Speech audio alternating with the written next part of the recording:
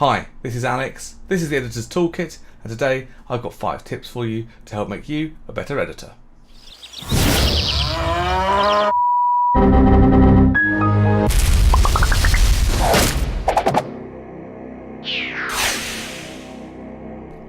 So I've got 5 fantastic tips for you today to help make you a better editor.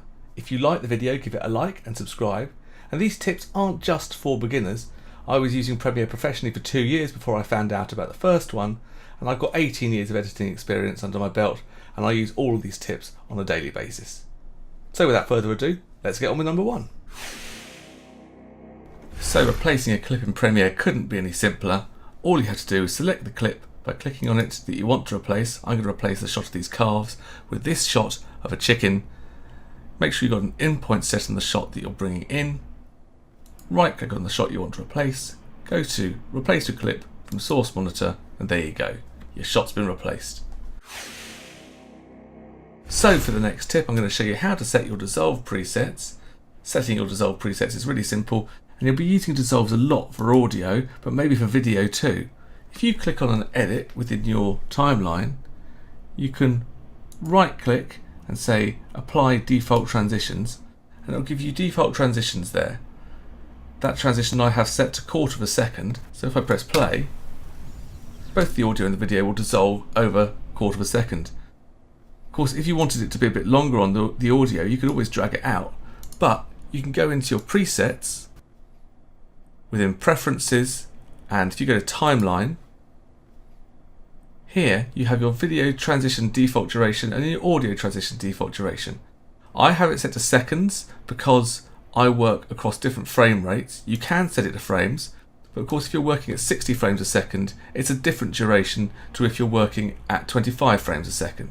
So I think it's easier to set it to seconds, and my audio default I'm going to set to be 0.5 of a second, and the video transition is going to be set to 1/4 of a second.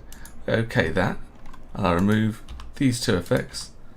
Now if I do the same thing again, you can see that the audio transition is twice the length of the video transition. So for the third tip, it's speeding up shots. Whenever you expand a video layer in Premiere, you'll see this line here, and that defaults to being your opacity of the shot. You can raise it up and down, but you can do the same thing with your speed. If you right click on the clip and go to show clip keyframes and then select time remapping speed, the line now represents a speed, and you can use your pen tool to put keyframes on that timeline, drag them out, and then go back to use your selection tool and change speed so you can ramp into a fast running cow, just like this.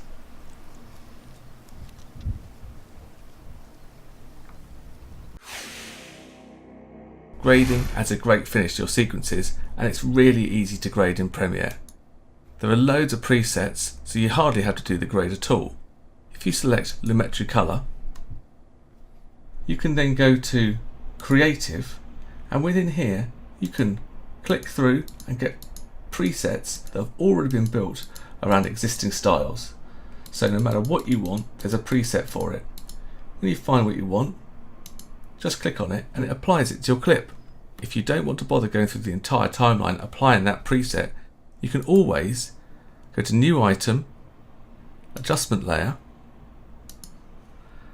and you can drag this onto your timeline, stretch it out,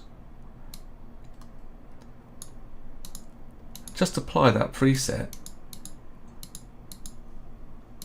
to the adjustment layer, and it will automatically affect all the clips underneath. And finally, bring in your audio first. If you're just doing simple cuts between shots, bringing your audio in first for the next shot is a great way to smooth out the viewing experience. I'll show you how this works. I've got this shot of some pigs that I'm going to drag down on the timeline.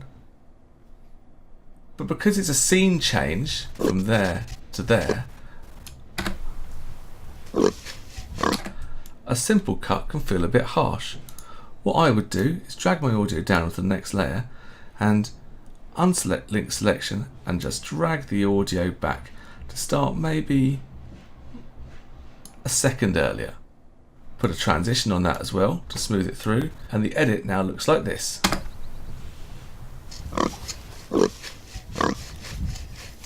Smoothing out the viewing experience for the viewer. And that's it, 5 top tips to help you become a better editor. Don't forget to like and subscribe for more videos, and please check out my other editing tutorials here. Thanks for watching.